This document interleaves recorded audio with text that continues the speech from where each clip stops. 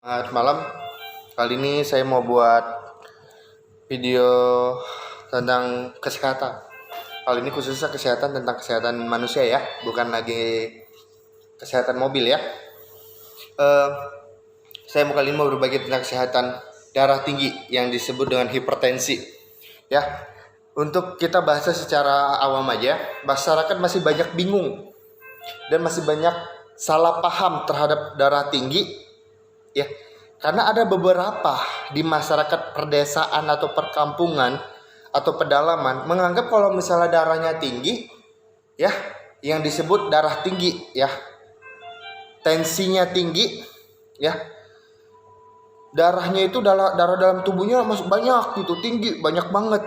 Nah, atau darah rendah, darahnya sedikit, harus makan banyak, harus makan daging, makan ini. Enggak, salah, itu pemikiran masyarakat yang begitu. Darah tinggi, ya, itu pengukuran hemodinamik tubuh kita. Jadi secara umum itu ibaratkan takar ukuran doang. Beda kalau darah itu ibaratkan dalam kendaraan, mau itu mobil, mau itu motor, itu ibaratkan oli. Darah itu ibaratkan oli. Jadi kalau darah tinggi itu bukan berarti darahnya naik banyak, bukan. Itu pengukuran hemodinamik tubuh kita, pengukuran tubuh kita. Ibaratkan contohnya biar lebih gampang dipahami, kalau ada beberapa orang yang paham tentang motor atau mobil, kan ada tuh overhead ya, itu dia. Jadi bukan demam, bukan suhunya terlalu tinggi, suhu ampere mobil itu misalnya overhead ya, otomatis mesin gym toh. Nah, begitu juga manusia, bila tensi terlalu tinggi terkena stroke bisa kan, pecah pembuluh darah. Jadi kurang lebih begitu. Kalau untuk darah itu seperti kayak oli, ya, seperti kayak oli lah ibaratkan. Jadi penyebabnya kalau darah tinggi itu banyak faktornya. Kalau darahnya rendah, karena banyak orang kalau darah tinggi, misal tensinya tinggi nih, tapi darahnya normal kok, nggak masalah. Itu dia, harus kita pahamin dulu. Jadi saya mau balik ke topik lagi. Sorry, agak batuk nih. Darah tinggi atau tensi tinggi atau yang disebut dengan hipertensi itu ada beberapa tingkatan. Yang pertama, tingkat yang pertama tuh grade 1 yang disebut dengan tensinya 130 sampai 150. Itu kategori grade 1. Kategori grade 2 160 sampai 170. Ya. Kategori grade 3 180 sampai 200 ke atas.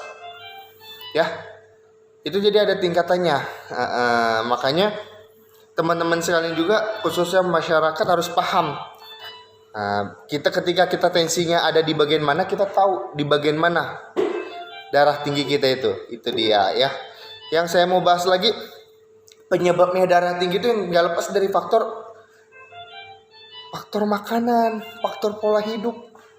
Ya, itu yang penyebabnya. Yang kedua, faktor usia. Itu yang gak bisa kita pungkirin.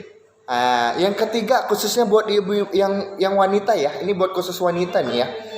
Karena wanita itu melahirkan. Ya, karena wanita yang melahirkan, penyebabnya darah tinggi juga karena faktor dari melahirkan atau hamil. Itu pemicunya, walaupun dia masih muda, walaupun dia nggak gemuk, walaupun dia badannya nggak obesitas ya. Itu juga kalau khusus perempuan ya. Yang terakhir ini, penyebabnya darah tinggi juga karena apa? Stres. Stres yang berkelanjutan, yang nggak pernah dikontrol, yang nggak pernah diselesaikan. Ya, ini juga di antara 4 ini tadi itu, nggak lepas dari itu. Oke? Makanya bagaimana biar kita terjaga dari darah tinggi? Pertama, hidup sehat, makan dijaga. Oke kan, saya nggak makan gimana ya? Atau apa yang ada, makan Indomie, makan apa yang ada. Atau kan kita kadang makan nggak bisa milih-milih itu yang adanya. Oke. Yang penting sebenarnya jaga kegemukan atau jangan terlalu makan banyak. Sama Stres kita kelola. Nah, itu dulu. Dan rajin olahraga itu doang sebenarnya.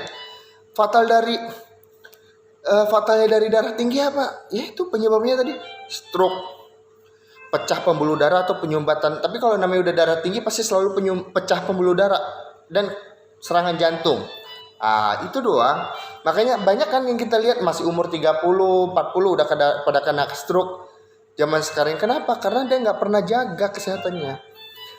Ya, untuk mengetahuinya kita harus kontrol, harus cek ke puskesmas, klinik perawat dokter bidan terdekat. Ya, yang selanjutnya bahwasanya saya harus ngasih tahu nih kepada masyarakat atau rekan-rekan sekalian, darah tinggi itu nggak pernah sembuh total sampai akhir hayat hidup kita. Bahasa kasarnya sampai mati. Dia nggak ada kategori kalau udah sembuh total sampai 10 tahun nggak akan kena darah tinggi. Tidak.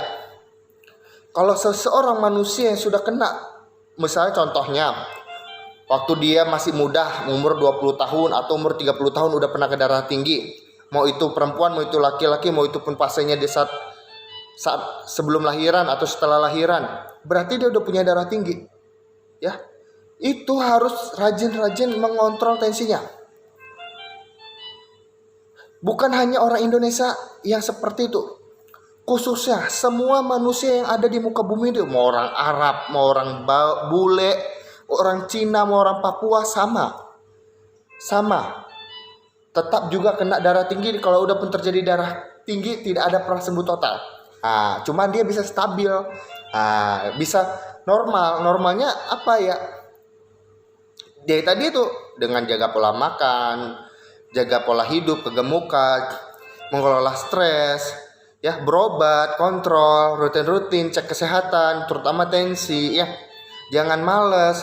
Terkadang kan kita tidak di masyarakat kita ini, ya, dikasih yang gratis, males ngantrinya, katanya kelamaan, ngantrinya lama, capek, dikasih suruh ke klinik dokter bidan perawat, nggak ada duit karena bayar, serba salah kan? Ya wayahna gitu loh, tinggal pilih gitu. Kita itu kadang-kadang egois, sombong kita itu teh. Makanya saya bilang sama teman-teman sekalian, sama rekan-rekan sekalian, jagalah kesehatan. Jangan sudah terjadi dan parah baru Anda ingin sembuh. Itu akan sangat berat dan sangat lama untuk proses penyembuhannya. Percayalah itu. Dan akan menguras biaya yang besar walaupun Anda pakai BPJS. Kenapa saya bilang?